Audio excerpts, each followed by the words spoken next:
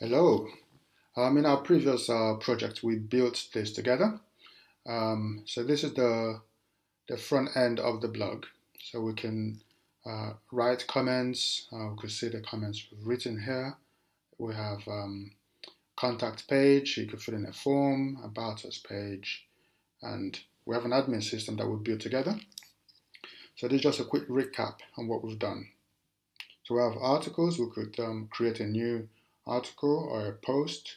We have comments here. We have um, commenters, etc. Okay, so if you didn't do this with us, no worries. You can still follow this lesson. Just go to my GitHub, Kingsley Ijama, and go on to my profile and click on Learn HTML CSS, and you can go into Bootstrap blog folder. Okay, so you can use this if you know what you're doing, or you could click on Download Zip and unzip this folder. So that will give you access to this file. So we're using a Ruby programming language, so we are going to reference this documentation from time to time. This is what Ruby looks like. This is a class with some methods and so on. We are going to study it in more detail. So this is our Rails documentation site.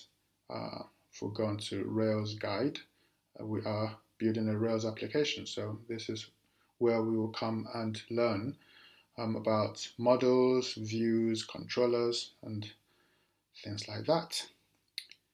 All right, so to get started, we need to install Rails. So go on to Rails install.com, installrails.com, click on Start Now.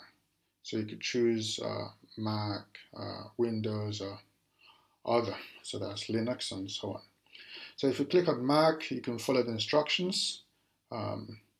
It's pretty straightforward. If you click on one of these versions, it shows you what to do. So you can just follow these instructions and click on next step, etc. This is different for Windows users. So for Windows users, you want to click on Windows, obviously, and follow the instructions.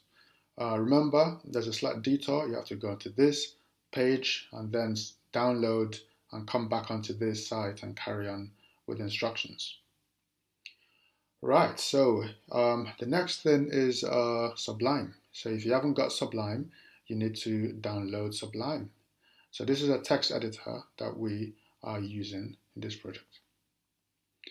And the next thing, we need